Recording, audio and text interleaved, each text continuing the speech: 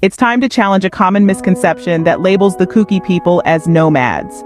But first, let's set the record straight. The Kookie territory is owned by the Kukis, not by wanderers or transient settlers. This territory, rich in culture and history, is divided into smaller provinces or villages. Each of these is under the stewardship of numerous Kookie chiefs, ensuring the smooth functioning and governance of their respective provinces. Now let's delve into the pre-colonial Kookie society, which is divided into two sections. First, we have the rulers or the chiefs. These individuals are the permanent settlers of the provinces or villages. They're the ones who uphold the traditions, protect the communities, and maintain the harmony of the Kookie society. Then, we have the common people. This section of the Kookie society may seem nomadic at first glance. They live temporarily in any village, and for the purpose of shifting cultivation or jumming cultivation, they move from one Kookie village to another. To an outsider, this constant movement might paint a picture of a nomadic lifestyle.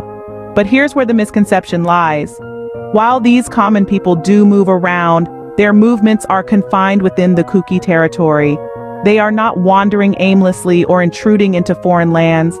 They are simply moving within their own territory, from one Kookie village to another, in accordance with their agricultural practices. So what may seem like a nomadic lifestyle is, in reality, a testament to their harmonious relationship with nature and their sustainable agricultural practices. It's an age-old tradition that has been passed down through generations, a part of their identity, and not an indicator of a nomadic lifestyle. Therefore, the notion of Kukis as nomads is a misinterpretation. It's a simplification that overlooks the complexities of their society and their deep-rooted connection to their land. The Kukis are not nomads. They are farmers, they are villagers, they are chiefs. But above all, they are permanent settlers of their own territory. So despite their temporary relocations within their own territory, the Kookie people have always been permanent settlers. The pre-colonial Kookie society was divided into two distinct sections. This societal structure was a testament to their rich culture and heritage. Let's delve a bit deeper into this division. Firstly, we had the rulers or the chiefs. These were the leaders of the Kookie society, responsible for governing their respective provinces or villages. These chiefs were not nomads, quite the contrary. They were permanent settlers.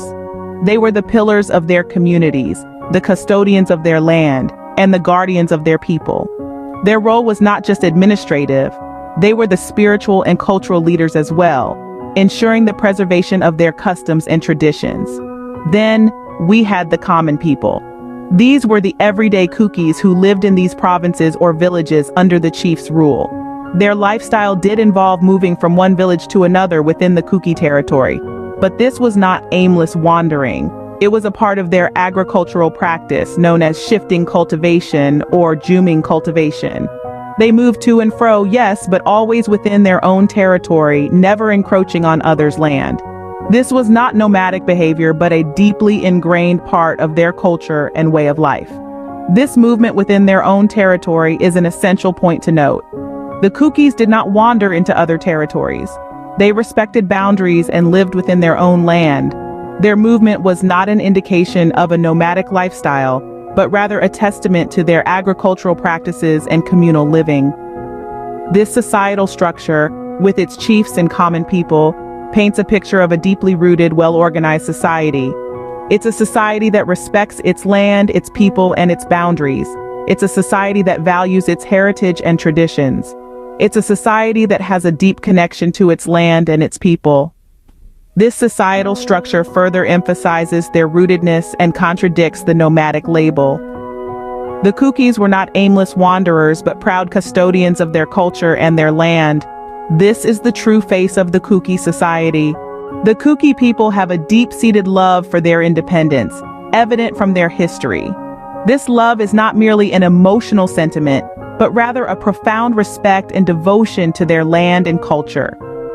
One of the most significant demonstrations of this love was during the period of 1917 to 1919, a time that was marked by conflict and resistance.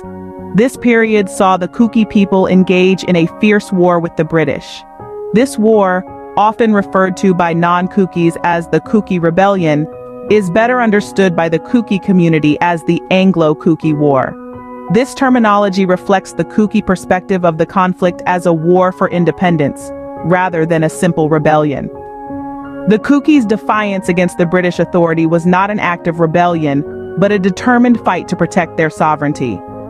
The Kookie people were not fighting against the British because they were against their rule per se, but because they were against any rule that threatened their independence and their right to their land. The Anglo-Kookie War was not a war of aggression but a war of protection, a war to safeguard the Kookie way of life.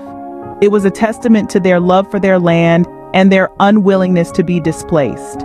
The Kookies did not see themselves as invaders or usurpers, but as protectors and guardians of their territory. This war was not about conquest or domination, but about preservation and survival. The Kookies were not fighting for wealth or power, but for their right to live freely on their own land. They fought with courage and determination, demonstrating their deep-seated love for their independence. Their fight against the British is a clear demonstration of their permanent attachment to their land. This love for independence is not a transient or fleeting feeling, but a firm and enduring commitment.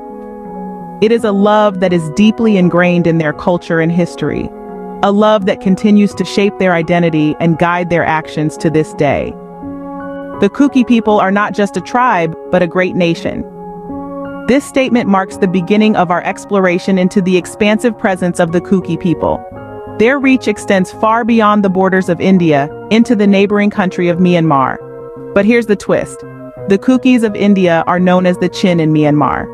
This intriguing fact highlights the diversity and adaptability of the Kookie people, who have managed to establish their identity in different regions while still preserving their unique culture and traditions. The Kookies are not a monolithic group, but rather a collection of various subgroups, each with its own distinct dialect, customs, and traditions. Yet they are all united under the banner of the Kookie Nation, showcasing the unity in their diversity. This ability to maintain a collective identity while respecting individual differences is a testament to the strength and resilience of the Kookie people. Furthermore, the Kookies are not just inhabitants of these regions, but rather, they have shaped the cultural, social, and political landscapes of these areas. The influence of the Kookie people is felt in every facet of life in these regions, from the music and arts to the traditions and festivals. Their enduring legacy is a testament to their indomitable spirit and their unwavering commitment to their culture and identity. The Meiteis, another tribe that resides in Myanmar, also fall under the umbrella of the Kookie Nation. This further emphasizes the diversity within the Kookie Nation and their ability to sustain a harmonious coexistence with different tribes. The Kookies, therefore, are far from being a nomadic tribe. They are settlers, influencers, and guardians of their distinct cultural heritage. In conclusion, the Kookie people have established a strong presence in various regions, both in India and Myanmar. They are a proud nation that values their independence, respects their cultural diversity, and cherishes their traditions. This expansive presence further invalidates the nomadic stereotype. The Kookies are not wanderers without a home. They are a great nation with a rich cultural tapestry, leaving their mark wherever they go. In the name of Lydia Kookie from the United Kingdom, we have debunked the myth of the Kookie people being nomads. Let's recap what we've learned. We've uncovered the truth about Kookie territory, which has always been owned and governed by the Kookie people themselves. Their land, divided into provinces and villages, is cared for by numerous Kookie chiefs. This is a testament to their permanent settlement, not nomadic lifestyle as is often misinterpreted. We delved into the pre-colonial Kookie society, split into two sections, the rulers or chiefs and the common people. While the commoners might seem to live a nomadic life due to their shifting cultivation practices, they are far from it. They move within Kookie territory, never interfering in others, reinforcing their deep-rooted sense of ownership and belonging. We've also journeyed through the Kookies' fierce love for independence, as evidenced by their courageous fight against the British in the Anglo-Kookie War of 1917 to 1919. Misnamed as the Kookie Rebellion by non-Kookies, this war was a stirring display of the Kookies' unwavering spirit and their determination to protect their land and sovereignty. Finally, we've understood the expansive nature of the great Kuki nation. Kukis in India are known as Chin in Myanmar, with Meiteis also forming a part of this wide-reaching tribe. This further dispels the notion of the Kukis being nomadic, instead highlighting their far-reaching presence as a settled nation. Through this enlightening journey, we've uncovered the true essence of the Kuki people, their land, their society, and their indomitable spirit. This exploration has allowed us to debunk misconceptions, shedding light on the rich history and culture of the Kuki nation. Thank you for joining us in this enlightening journey. Our exploration doesn't stop here. Please subscribe to Zalangam Media for more such informative content.